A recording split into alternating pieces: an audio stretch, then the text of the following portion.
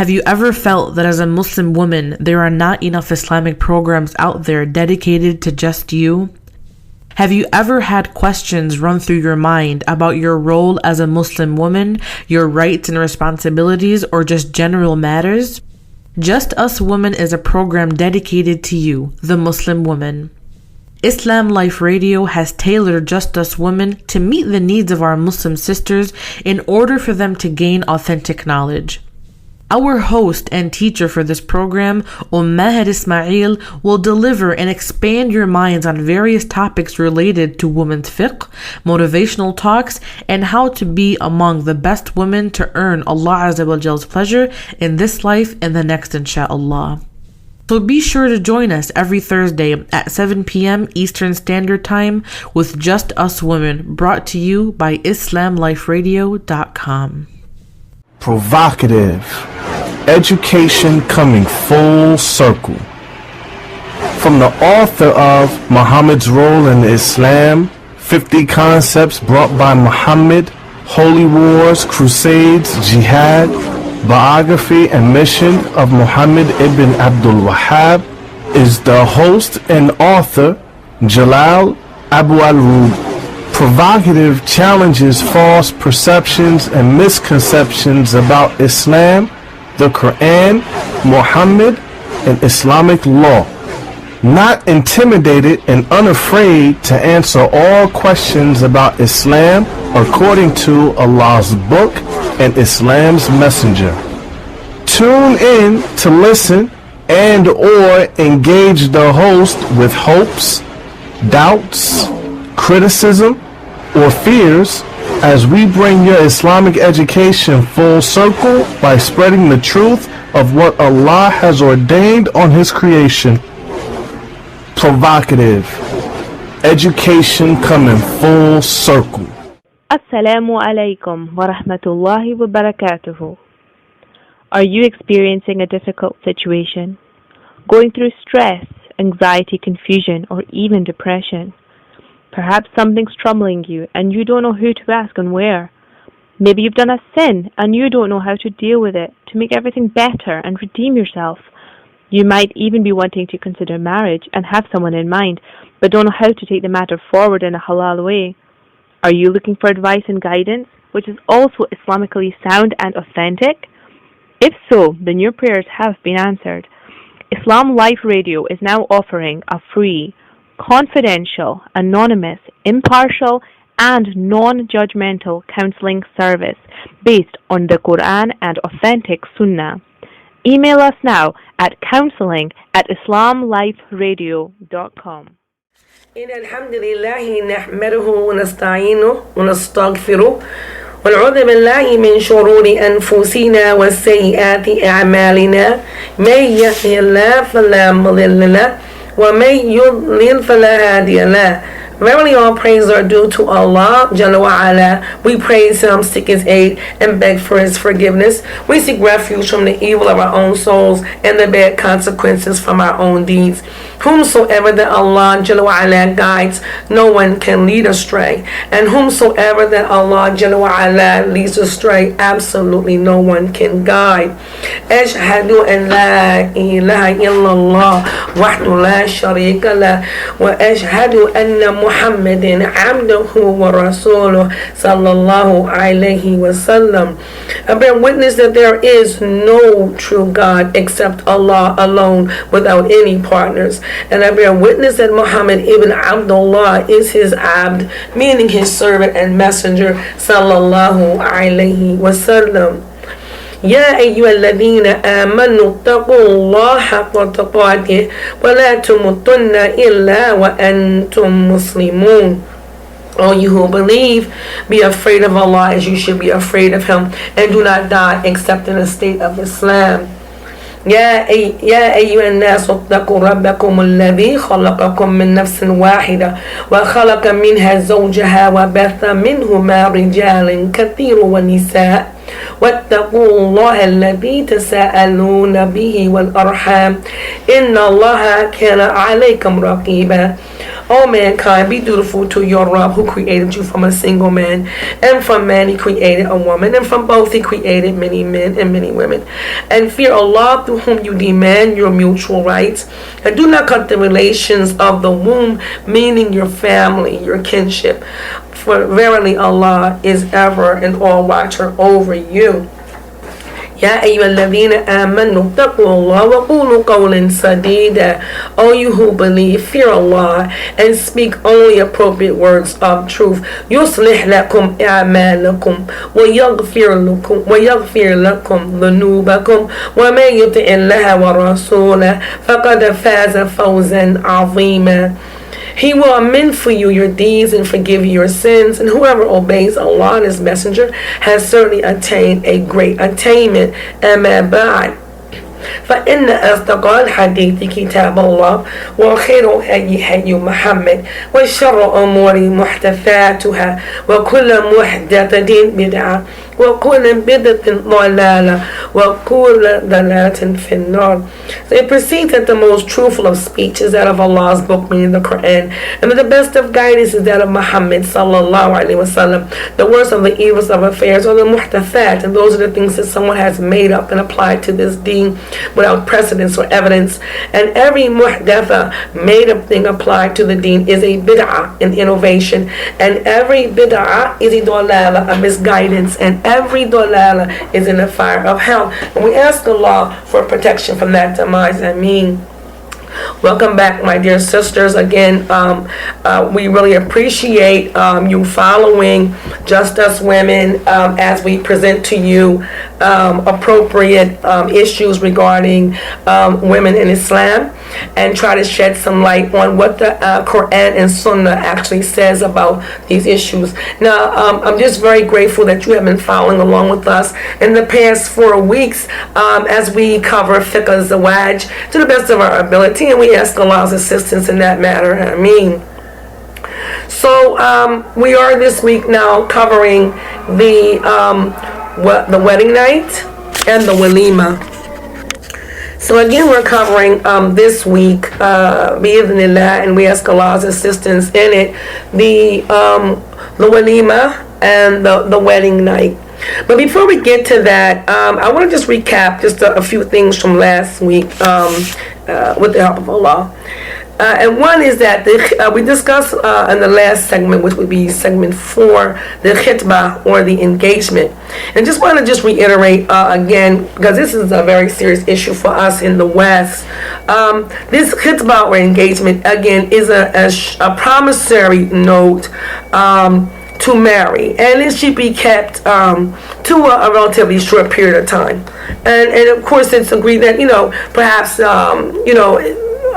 engagement could last up to a year and some, but the best course of action is to try to keep the engagement as short as possible. This will naturally limit talking between the fiancés. Is going to limit the talking, the meeting, the desire to be on the phone with each other, and all such things. So, keeping this engagement process to as short as possible, and that is more closer to the sunnah of Rasulullah sallallahu alaihi wasallam.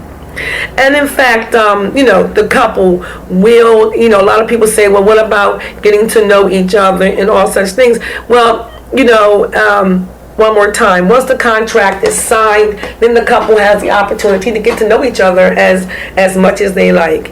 So that brings me to the topic of something in where I come from here in the West called being intended.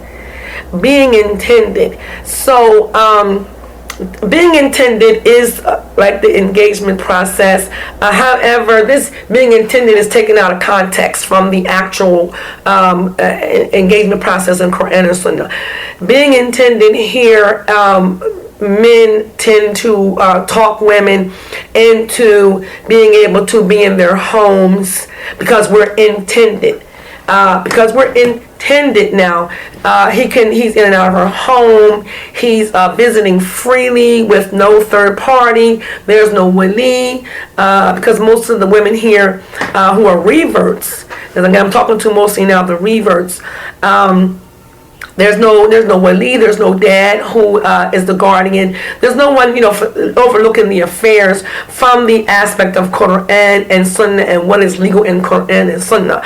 So then a lot of times, some men who, they've got some evil desires in their hearts, and they do exist. Now he's taken the young woman for taking advantage of her, and he has presented to her that we're now intended. So that means that we can, I can be in your home, I can visit as I please, I can even tell you what you can do and what you can't do because we're intended. We can ride around the car together, even if she's sitting in the back seat, she's not sitting up front. All this kind of thing of trying to befool the people, when Allah says they only befool themselves, and don't perceive it, because in fact they don't befool Allah at all, and they don't befool the people, because if you're engaged, that's not a wedding contract, that's not a nikah, that's not the contract of nikah. So he's not entitled to anything that comes with the contract. All of those things come with the contract. So this concept of being intended, and he's my intended, and we can talk, and we can freely visit back and forth, and we can go out to the movies, and he can even live in her home, according to the belief of some people regarding this being intended. So I just wanted to say a word about that, specifically for my sisters who are reverts in America, and for the young women. This is not legislated in Islam. The engagement process should be short, and as much as you should be meeting with each other would be with someone there with you, your wakil or your wali, if your dad is a Muslim, alhamdulillah, then your dad or the wakil, who should be appointed from the masjid, even better the imam himself, and if he has appointed someone to handle these affairs, then it should be someone of authority. And we just want to be careful about this, because shaitan is definitely as the expression goes, he has not died. He's very much alive, and it's so easy for us to be tricked into something that we might not feel so good about in the end, particularly if we are trying to please Allah. So we want to be careful of that. This being intended. Again, it is the engagement process. It is legal in Islam, but it should be kept short, and thereafter we should proceed quickly to the nikah, the contract itself, bi'idhnillah. And also, I just wanted to recap that there is no legitimacy for the dubla or the dibla, depending upon your dialect, the engagement ring. One more time, there is no legislation in Islam that provides for this exchanging of rings, that it is a must, this engagement ring in particular, and then which turns into the wedding band later on once the nikah is signed. There is no such legislation for this, so please be careful of that, and don't get caught up in what we see the non-Muslims doing and imitating them, and feeling that we have to do this because this lets everybody know that we're engaged and it's a special moment and all such things. We want to be careful of that and adhere to the Qur'an and the Sunnah, because there is safety in that, and everything out of that is a promise of deception from shaitan. One more thing I wanted to mention is that the recitation of Surah Al-Fatiha that some people do once the engagement has been agreed upon, then there is this, people get together and then they want to recite Surah Al-Fatiha because of it. There is nothing in Islam that legislates that. So we want to be careful of that matter. And we want to, again, adhere to the Qur'an and Sunnah as it has been prescribed and left with us. And that way we'll find safety in that matter, and goodness in the marriage to come. Keep the bid'ah out of it. The dibla and the recitation of Surah Al-Fatiha is a bid'ah. And let's not be offended at the word bid'ah. Bid'ah means innovation. And bid'ah is a very serious matter in Islam. We don't want to start adding things into this deen unnecessarily. We don't need to add anything. Now I'm going to phrase that a little better. We don't need to add anything to this deen. This deen has been perfected. It is perfect as it is. And we don't need to add anything feeling some kind of way that because we watch the non-Muslims through the Western programs, and even through the Tamthiliyas in the Arab lands, watching the lifestyle of the non-Muslims, that we now need to fix the way that we do things. The way we do things is perfect, and don't be befooled by that. There's no need for these matters. So now we begin our talk today on mashallah, we've been through the contract, and mashallah, we've been through choosing the appropriate spouse and how to go about that. We have again, we've covered the khitbah itself, the engagement process. Those talks can be already found in the first 4 segments on Fiqh of Zawaaj. So I encourage my sisters to go back, and if you haven't heard them thus far, then I encourage you to take a listen to them. Okay, so turning to the Waleemah, and it has been reported that Rasulullah said, "Innahu labud lil arus min al walima." Indeed, a wedding or a bridegroom must have a walima. Must have a walima. So now we turn to Sheikh Sutherland and his commentary on the walima. The walima is known as the wedding dinner. And so we're going to look at the wedding dinner. As the Sheikh says, the wedding dinner, al-walima, and an admonition concerning extravagance at these wedding parties themselves. So the root word of the walima, the term walima, linguistically and technically, the root of the word al-walima is completing something and gathering it together. So the Sheikh has mentioned here, it is the completing something and gathering it together. And Ibn al-Arabi said, it is said that a man has a walam when his intelligence and character have come together. The one who is shackled is called walam because one of his legs is tied to the other. Then the word walima became specifically known as the wedding feast. It was not used for anything else. And the plural, wala'im. The plural is wala'im. The Sharia definition, or the Shari definition of walima is the food that is specifically for the occasion of a wedding. Again, this is the Shari definition. The food that is specifically for the occasion of a wedding. And he mentioned that some of the fuqaha, or the jurists, give it the following definition: every meal given for a happy event. However, its usage for the wedding feast is more common. This latter definition contradicts what the ulama of the language and fiqh have stated. The term al-urs refers to the meal and the wedding. The term al-urs refers to the man's wife or the woman's husband. And the term al-arus refers to either a man or a woman during the days in which the marriage is consummated and the two are brought together. We now turn to the hukm, or the ruling of the term, or the ruling of the walima. The wedding feast, or the walima, is a strongly recommended sunnah according to the majority of the ulama. This is the well-known opinion among the Malikis and the Hanbalis. And this is also the opinion of some of the Shafi'is. Since it is a feast due to a happy occurrence, it is not obligatory as other feasts are also not obligatory.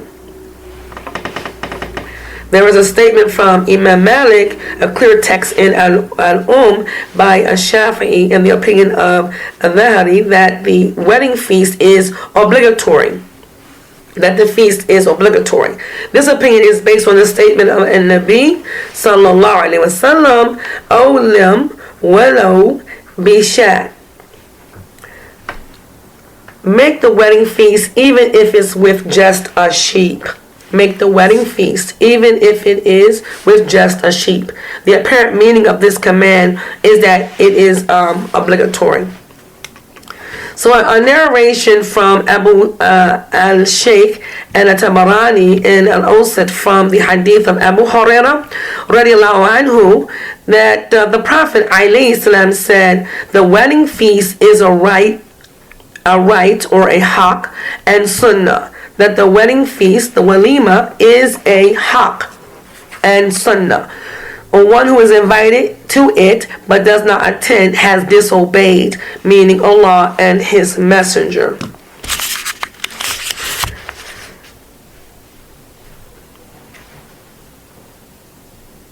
So this word haq means not invalid, but something recommended in this case as it being a right, and it is a sunnah, meaning a virtuous act.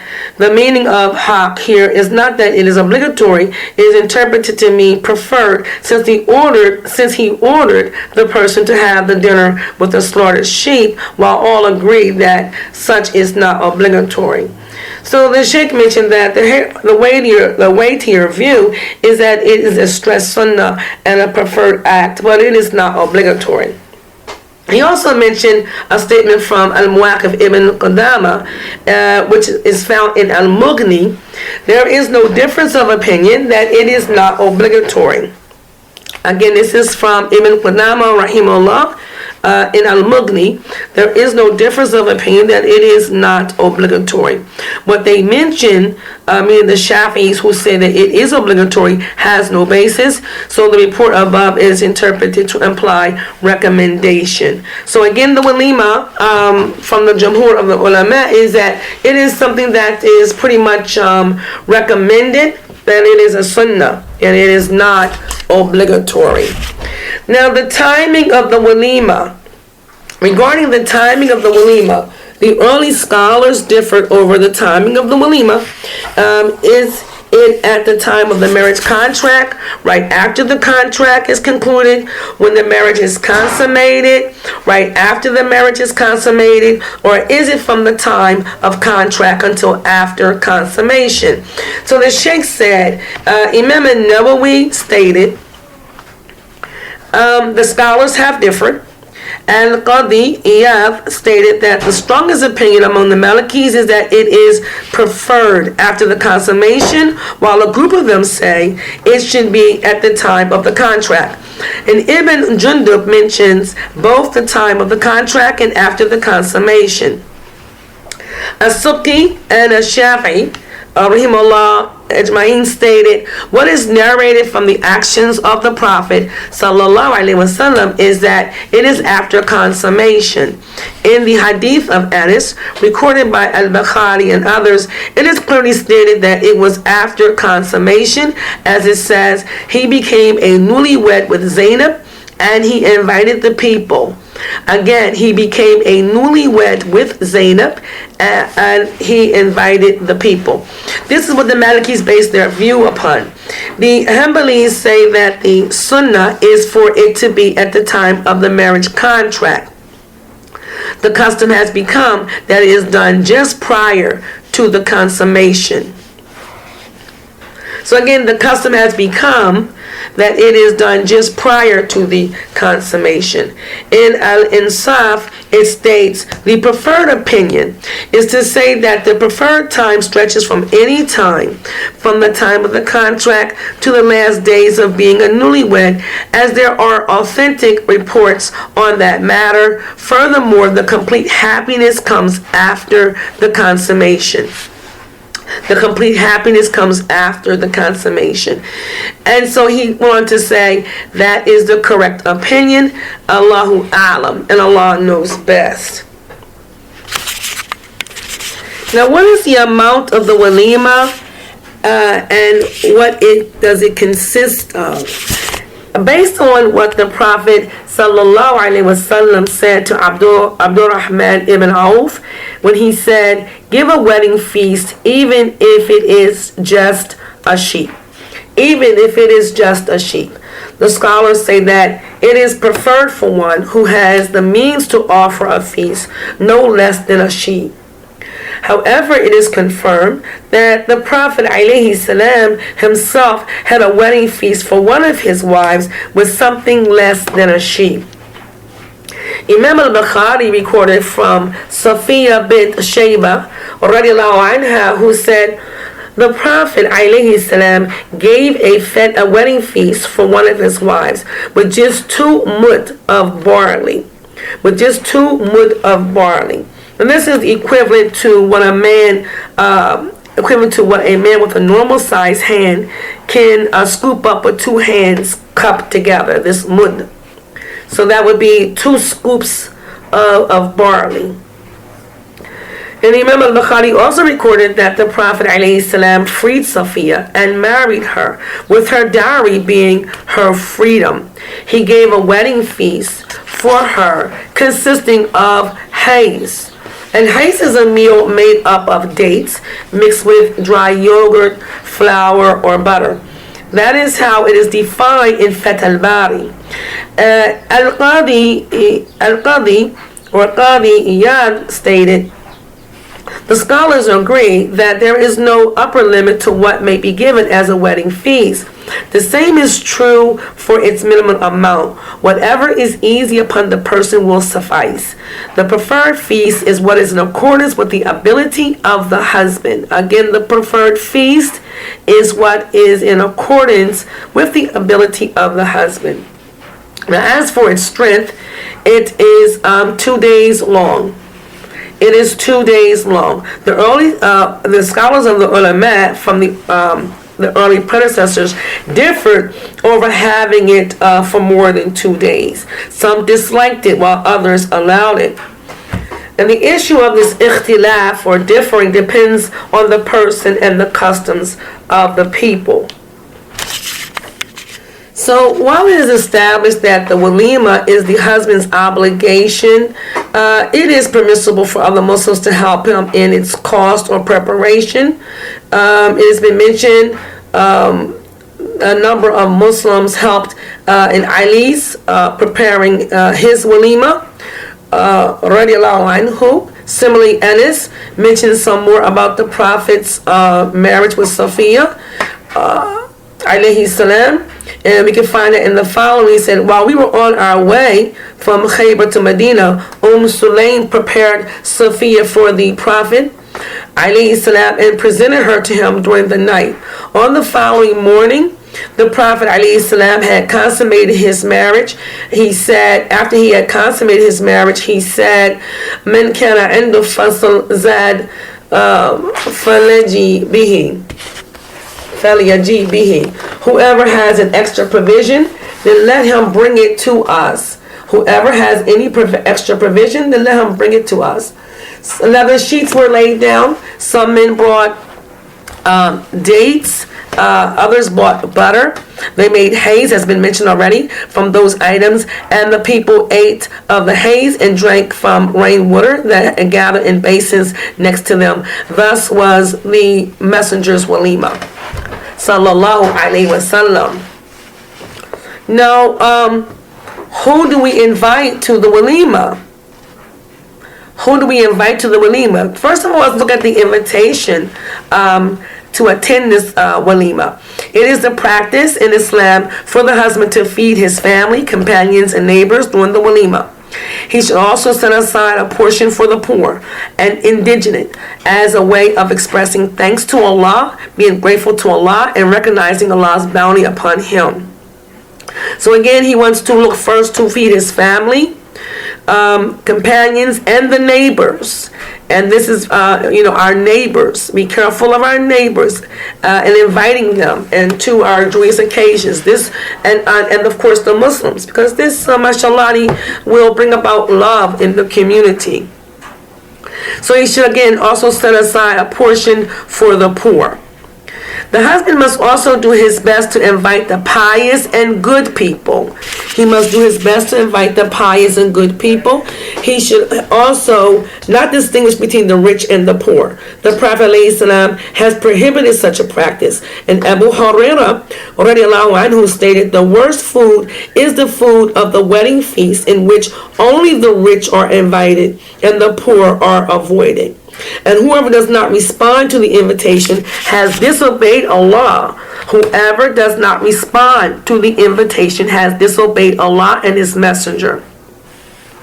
So although this is a statement of a companion, its ruling, it is treated as having its source with the Prophet sallallahu alaihi wasallam.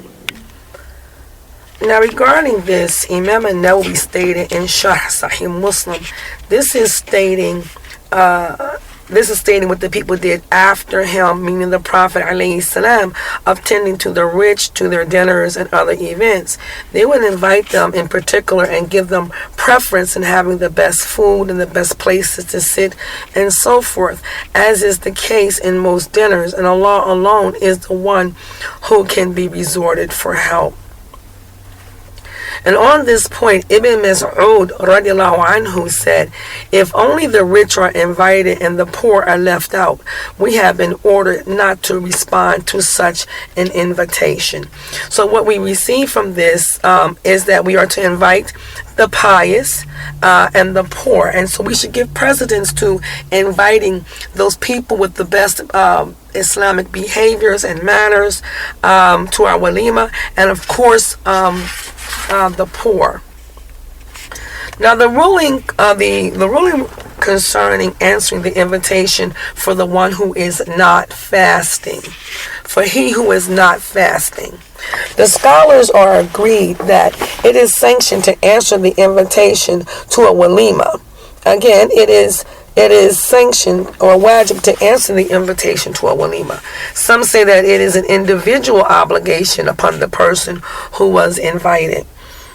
However, that obligation may be dropped if the invited person has an acceptable excuse, and such excuses shall be discussed, inshallah. But Ibn Taymiyyah, rahimahullah, concluded that the stronger opinion is that it is only recommended. And furthermore, the ruling for a woman is the same on this point as for a man, unless it involves being in a private seclusion with men, which of course is forbidden. The ulama differ concerning invitations other than that of the wedding feast. Imam Malik and the majority of the ulama say that it is recommended to respond to any other invitation, and the Dhaharis, meaning the literalists, say that it is obligatory to respond to every invitation, whether it is a wedding feast or otherwise. That was also the opinion of some of the scholars of the early Salaf. The evidence stressing the importance of responding to the wedding feast invitation is in the statement of An-Nabi alayhi salatu wasalam, when he says, إِذَا دُعِيَ أَحَدُكُمْ إِلَى الْوَلِيمَةِ فَلْيَأْتِهَا. If one of you is invited to a wedding feast, then he should go to it. And it's also his statement, which we mentioned earlier, the worst food is the food of the wedding feast, in which only the rich are invited and the poor are avoided, and whoever does not respond to the invitation has disobeyed Allah and his messenger. And whoever does not respond has disobeyed Allah and his messenger. And there are also other hadith that stress the obligation of responding to the invitation on the first day. The invitation for the second day is considered preferred, and responding to the invitation for the third day of the feast is considered disliked, as the Sheikh stated, may be explained, inshallah. Now, Shaykh al-Islam Ibn Taymiyyah stated, it is forbidden to eat and slaughter meat for what is beyond the norm during the remaining days, even if the custom is to do so, if it is done if it is done to make the family happy, if they continue to do so. So one more time, Shaykh al-Islam Ibn Taymiyyah said it is forbidden to eat and slaughter meat for what is beyond the norm during the remaining days, even if the custom is to do so, or if it is done to make the family happy. If they continue to do so, they should be reprimanded. Al-Hafiz Ibn Hajar researched the question of having more than 3 days of the Waleemah, and he presented statements from the people of knowledge in the Ahl al-Ilm. In sum, what he concluded is that it is disliked to have the Waleemah for more than 3 days. Again, he concluded that it is disliked to have the Waleemah for more than 3 days unless there is no fear of any commotion, in that it is clear that the host is not doing it to show off or to compete against others. In other words, he is just prolonging it due to the large number of people he needs to invite or something of that nature. So again, he's mentioning here that if there is a need to, if there are so many people that the groom has to invite to a particular celebration, then 3 days is maybe necessary. Now, how about the invitation of the one who is fasting? The invitation for the one who is fasting. Is he obliged to attend or not? Fasting is not an excuse for not responding to the wedding feast. Again, fasting is not an excuse for not responding to the wedding feast invitation. If a person is invited while he is fasting, he must respond in the same way that one who is not fasting must respond. The purpose will be met by him simply appearing at the feast, even if he does not eat. The people offering the food and those present will benefit from his supplications, or he is protected from what he could not be protected from in his absence. So even his presence, if an individual is fasting, then even the presence of him, and look at the benefit, the beauty of this, of having the righteous people around to benefit by their supplications. The righteous are more apt to be making far more supplications than everybody else, and their supplications may be more apt to be answered. Allah may be answering their invitation. So look at the benefit of having such people around. I've noticed that here in the West, a lot of times people don't want to invite the people who they think are quote unquote righteous, or whatever the case may be. Those people who are trying to adhere more to the deen. Where here we find the encouragement to invite, and even that is obligatory for the sa'im, for the person who is fasting, to attend the wedding, the Waleemah. And the benefit that the people can get, the bride, the groom, the families, that they can get for the presence of this person just by their supplications. Just by their supplication. So it is obligatory on the fasting person to respond to the invitation, but it is not obligatory upon him to eat. It is confirmed that Abdullah ibn Umar used to respond to the invitation of a wedding feast or other feasts, and he would come while he was fasting. The fasting person will be one of 2 cases. The first case is where he is fasting an obligatory fast, such as a fast that is the result of a vow or the fast of Ramadan. If he is invited up under this case, he must attend, but he does not eat. This is because it is forbidden for him to break his obligatory fast.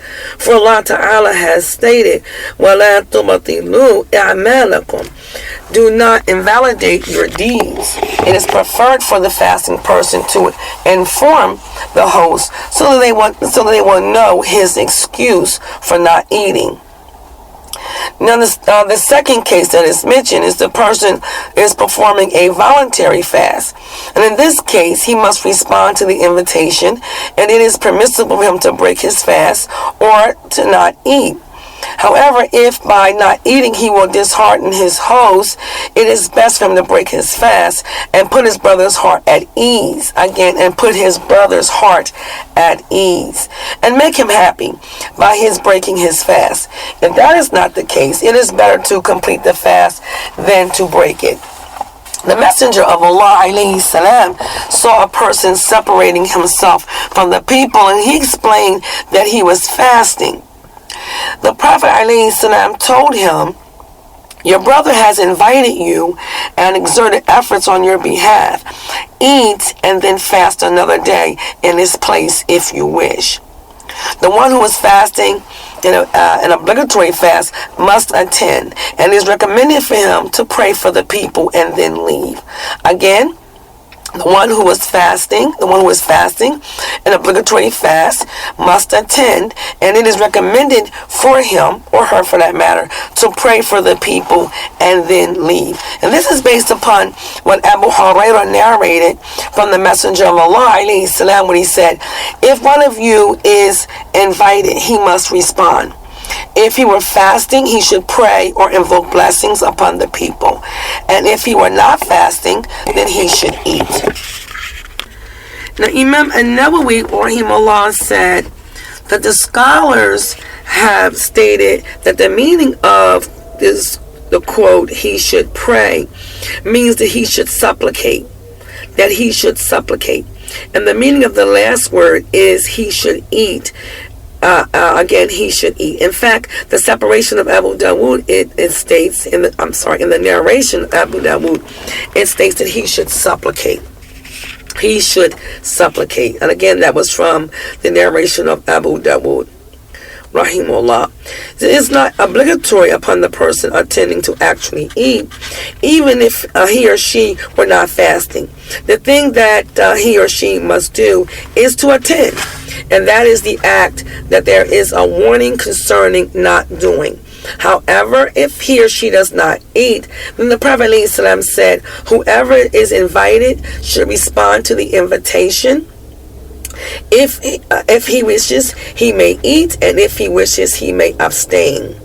Shaykh al-Islam Ibn Taymiyyah said, it is not necessary for the host to insist on feeding the guest if he refuses to break his voluntary fast, or if he refuses to eat, even if he is not fasting. Both of those matters, whether fasting or not eating, are permissible for the guest. The host should not make a vow that his guest must eat. Similarly, the guest should not insist on not eating if he sees that such will result in some harm, for it is permissible for him to break his fast.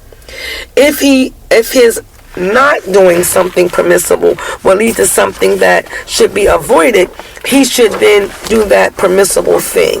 In fact, under such circumstances, it may even become obligatory upon him to do that otherwise simply permissible act. So we've been given some room in this matter. So even for the sisters who are fasting, you should attend the Waleemah. If you're invited to Waleemah, attend the Waleemah. And you have the choice to break. If it is obligatory, then adhere to your fast, because it's not obligatory for you to eat.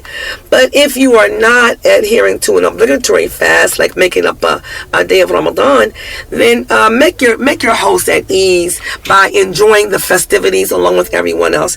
And above all else, make lots of dua and lots of supplication for the aros and the arosa. Make lots of supplication for them, for their goodness, and for their wedding, their marriage to be successful, and lots of dua for the Muslims in general and for the families as well. Now let's look at some acceptable excuses for not attending the Waleemah. It has been stated that it is obligatory to attend the wedding feast. However, if one has a valid excuse, or if there is some evil that the person will not be able to put to an end, this obligation is now dropped due to that reason. And other excuses would include which follows. 1. The invited person is invited to a place in which there is a great deal of evil and wrongdoing, such as alcohol, mixing of the sexes, music, and so forth. Only if he has the ability to stop such evil should he or she even attend to begin with. So if you know that you're being invited to a Waleemah by people who pretty much, they're already saying, they're pretty much advertising that they're going to have music, there's going to be mixing of the sexes, they're going to be drinking alcohol, then we should avoid that Waleemah altogether. We should avoid that Waleemah altogether. And of course, make dua for the people who are inviting you, that they are able to escape such behavior.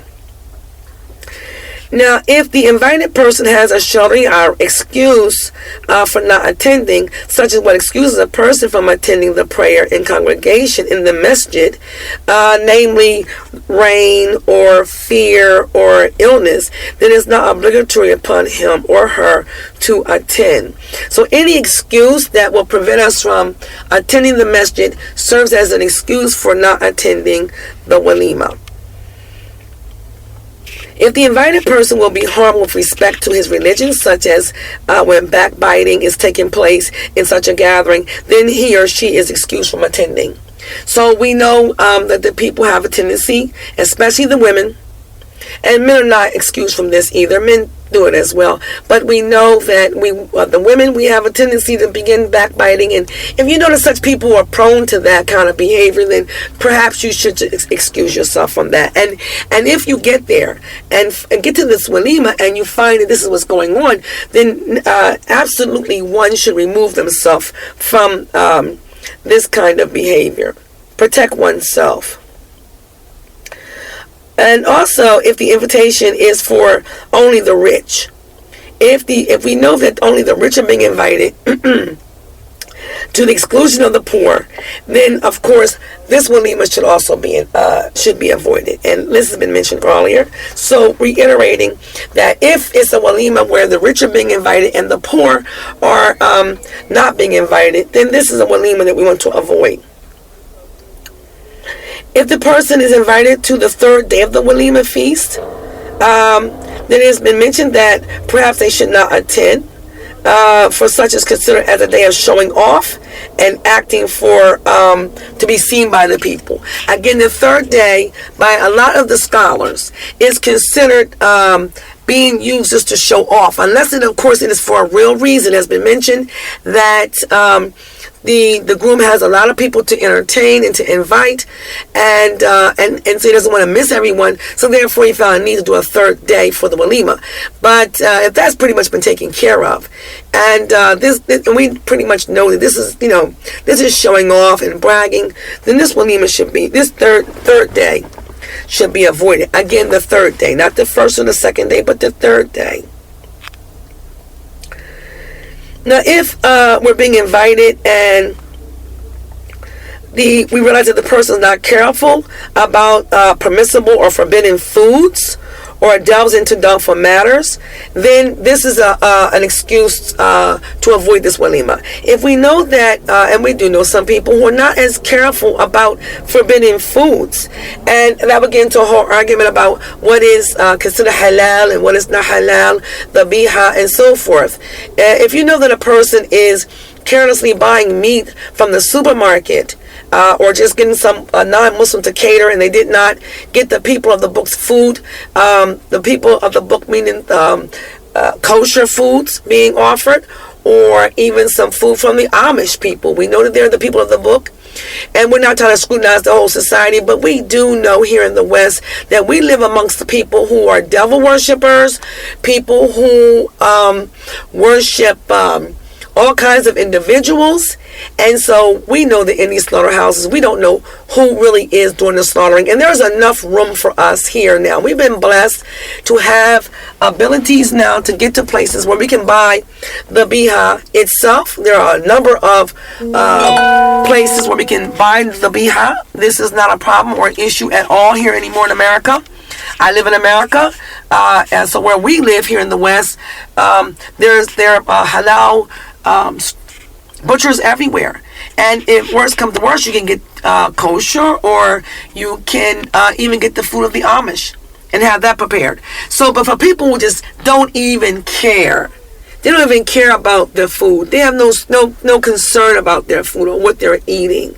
And we know that these people can be mixing not the groom himself, but we know that where he could be purchasing could in fact be mixing pork blood along with their food. It's known to happen. Here in America, we know that they do these things.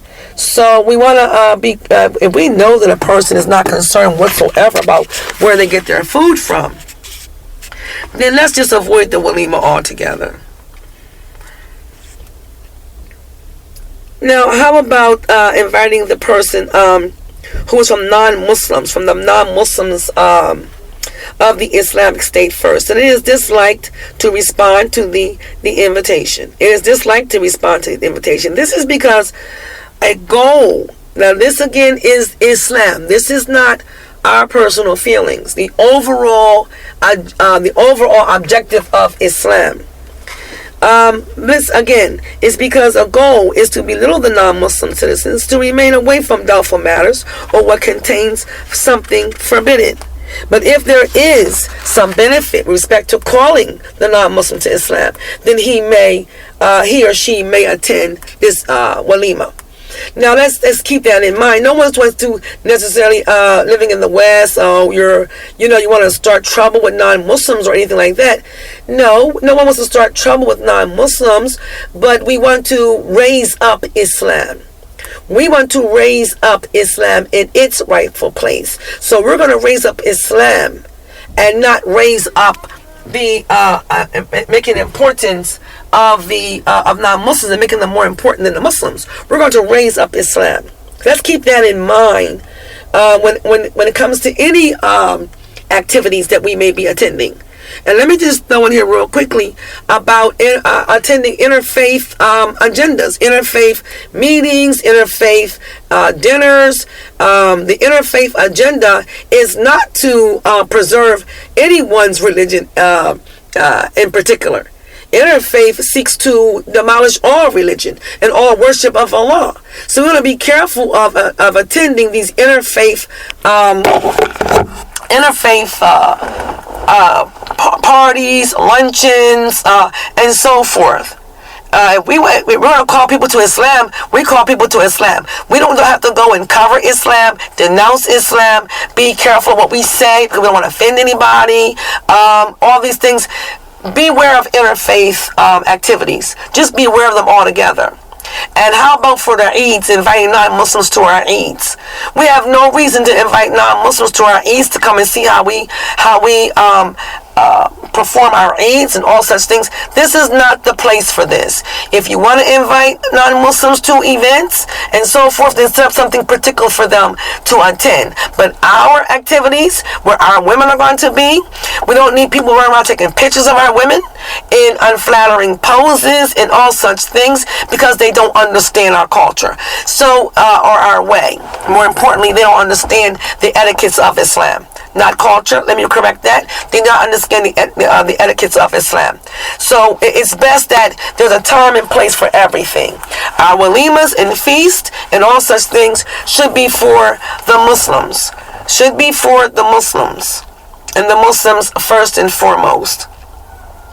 Now, so in terms of attending such activities, we want to be aware of them.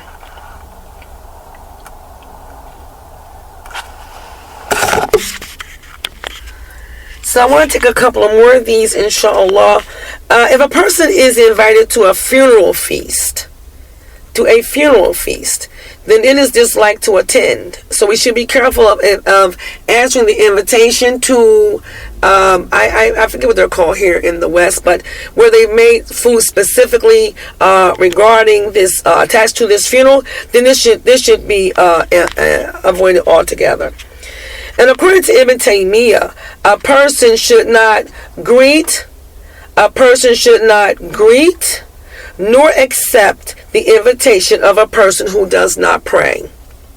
Again, according to Shaykh al-Islam Ibn Taymiyyah, a person should not greet or accept the invitation of a person who does not pray.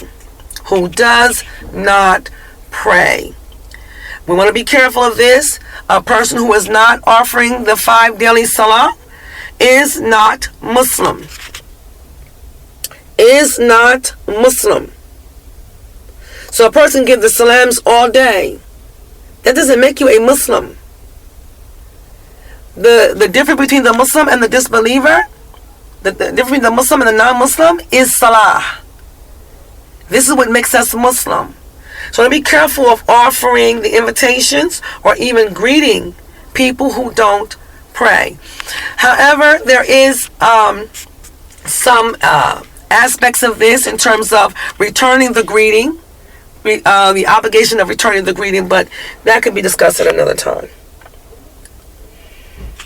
So if a person is invited by a spendthrift who have musical instruments or complete statues, ice statues or any such thing. You have these ice statues that people have in their big waleemas. But be careful of this. Casting shadows not just etched out in the walls or furnishings. One should not attend.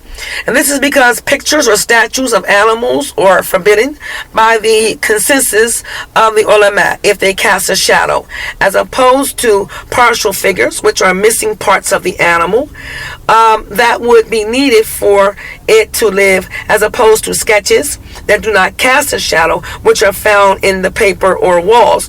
Looking at something forbidden is forbidden in itself. Looking at something forbidden is forbidden in itself. However, pictures or of other animals such as oceans or trees, other than animals, forgive me for that, other than animals such as, again, landscape, oceans, trees, then these are not forbidden. So one more excuse for excusing one from the obligation of attending the wedding feast is if the place is too crowded, or if the person comes but finds the doors locked, preventing his entrance. And Allahu A'lam, Allah knows best. The Messenger of Allah, sallallahu alaihi wasallam, forbade sitting at the place where food is served, which has alcohol with it, and for a person to eat while he is lying on his stomach. Again, this is recorded by Abu Dawood from Ibn Umar radiallahu anhuma, that the Messenger of Allah forbade sitting at the place where food is served, which has alcohol with it, and for a person to eat while lying on his stomach. So Abu Dawood also recorded, the food of the Waleemah on the first day is a right act. On the second day is a well-known accepted act. And on the third day, it is done for reputation and showing off. And Qatada, rahimahullah, said, a man narrated to me that Sa'id ibn al-Musayyib was invited on the first day, and he responded. He was invited on the second day, and he again responded. He was invited on the third day, and he did not respond, saying, they are, meaning people of showing off and acting upon reputation. So now we look at just a word about the Waleemah itself, and for us and what we expect and what we should offer to the people for our Waleemahs. We want to be careful of extravagance. Islam encompasses a number of teachings that are related to the lives of Muslims in particular. The purpose is to organize their physical, economic, and psychological affairs on a noble basis. There are, for example, matters related to food, dress, housing, and other goals that people seek after in this life. There is no need to incline toward extreme monotheism or materialistic greed. Instead, life is based on moderation and justice with respect to attaining pleasure. There is neither extravagance nor miserliness. So we tread the middle course, ladies, in Islam. We don't want to be stingy and miserly when we have it, but we don't also want to be extravagant. And also, this is the word to the ladies, in expecting this big, giant Waleemah extravagantly done by the groom, making it very difficult a lot of times now to move on with our married life, because so much has been spent on the Waleemah. So much has been spent and wasted on the Waleemah. Now the groom is, he's really indebted now because he feels on the spot to have to do this in front of the people. So Allah has mentioned in the Qur'an regarding this extravagant and spendthrifting. He has mentioned, and I'm at the end of this, so I'm going to read it in the interpretation.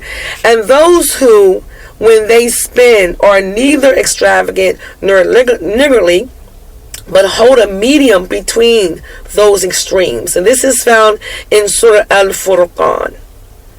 And also in Surah Al-A'raf, O children of Adam, take your adornment by wearing proper clothing at every masjid, and eat and drink, but be not excessive. Indeed, he loves not those who commit such excesses. Again, indeed, he does not love those who commit excesses.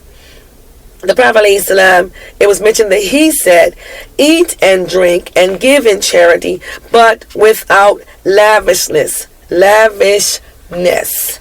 or arrogance, without being lavish or arrogant. Verily Allah loves the effects of his bounty upon his servants to be seen. So, and again, it's also mentioned in the Quran that the spendthrifts are the sons, or the brothers rather, that the spendthrifts are the brothers of Satan. So be careful in the wasting of money, putting a hardship on your arus, in that he now feels that he has to do all of this for the pleasure of the people to see and to be amazed at what he can accomplish with his money. His money is better spent providing a Waleemah that is a good Waleemah, and that he can feed the people without hurting himself, and that he can put his money better towards even charity, or looking forward to their life as a couple, getting their home together, and so forth. Unfortunately, we didn't get to the wedding night, but inshallah that will be the very next talk. I apologize, but again, that will be our very next talk. So I want to thank all of my sisters for being with me in this program, and I hope that what has been mentioned is a benefit. If you do have any questions, if it wasn't particularly clear to you, if you have any question about the Waleemah itself, or the invitations of Waleemahs, being invited, then please post it at Just Us Women. Any questions you may have that wasn't clear, post it at Just Us Women. But just remember, we want to just tread the medium course. We don't want to do too little, where we're just being just plain old stingy, and we don't want to do too much, where we just plain old showing off. So I ask Allah to reward all of those who made this talk possible, and getting it to our sisters. And I also ask Allah to bless you for even taking the time to listen to this talk this evening. سبحانك اللهم وبحمدك أشهد أن لا إله إلا أنت أستغفرك وأتوب إليك.